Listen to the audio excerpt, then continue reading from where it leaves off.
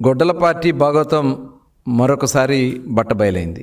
ముఖ్యంగా కల్తీ మద్యం కేసులో ఏదైతే సిట్ ఏర్పాటు చేశామో ఆ సిట్ విచారణలో మరి ఈరోజు చేసినటువంటి ఛార్జ్ షీట్లో మొత్తం ఆ కల్తీ మద్యం ఏ రకంగా ఎవరెవరు ఇన్వాల్వ్ అయి ఉన్నారో స్పష్టంగా ఇవాళ బట్టబయలైన విషయాన్ని ఈ సందర్భంగా తెలియజేస్తా ఉన్నా.